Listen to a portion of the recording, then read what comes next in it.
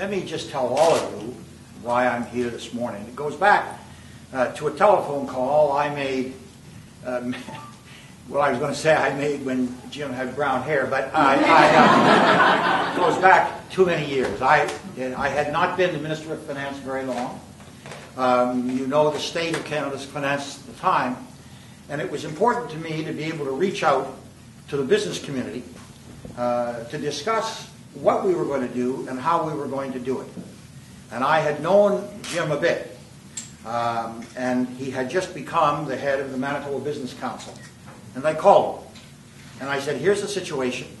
We've got to involve the business community in what we're going to do. There has to be open consultation, there has to be open discussion, some very hard decisions are going to have to be taken, and I need your help. And he said, what do you want? And we set up then a series of meetings. And over the period of all of that time, the cleansing of the balance sheet, the dealing with how we were going to build the economy, I was on the phone with Jim or in person. We were meeting in person constantly. I can tell you right now there are very few people in terms of the practical dealings with the Canadian economy that have the overall perspective and in fact the detailed perspective on what has to be done. He had it then and he has it now. And when you take a look at the volatile situation in which the Canadian economy finds itself, the presence of Jim Carr in Ottawa is going to be very important. The fact is that our economy has been ground to a halt by the current government. And there's an enormous amount of investment that is going to be required, a building that's going to have to be required, and a look-to into a very different future. And if that is going to happen, I can tell you I can think of very few people who could take that job on better than Jim Carr.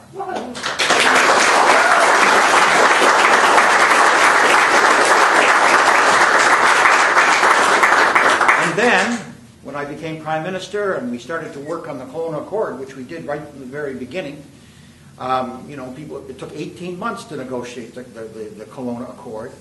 The fact is the ability to work with Canada's Indigenous peoples in partnership was very important.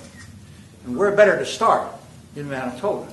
And we're better to start in terms of bringing the business community in than Jim Carr. And so I called him again. And I said, what we really got to do is we've got to sit down, we've got to figure out how, in fact, we can put this together. And we talked and we worked and he helped. And then, subsequently, after leaving government, when I decided to set up my own family foundation in terms of Aboriginal education, again, it was to Jim Carr that I turned. And I said, we're going to set up a business course. I want to talk to the Manitoba business community.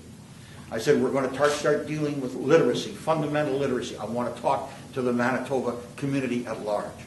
And again, it was Jim Carr who was there. And I'll tell you something, and some of you may remember, it was about Jim, when you had a Manitoba Business Council meeting on Aboriginal issues. And it was a tremendous meeting. And business person after business person stood up and talked about the way it meant. Aboriginal leaders stood up and talked about what had to be done. And there was a great coming together, a great kind of a fusion of perceptions. And that could not have been done, I don't believe, it could have been done by very few people better than what Jim Carr did. And it's that kind of an interest in what Canada is all about, what our relations with the First People is all about, why the economy cannot be done, as Jim just said, unless we have strong social policies. And when a government like the current government ignores the most vulnerable, ignores our veterans, ignores the fact that pensions have got to be better, ignores the fact that if you take a look at me, that we are an aging population, then you will understand just how important it is that the kinds of people who represent us in Ottawa are the kinds of people who understand the essence of this country.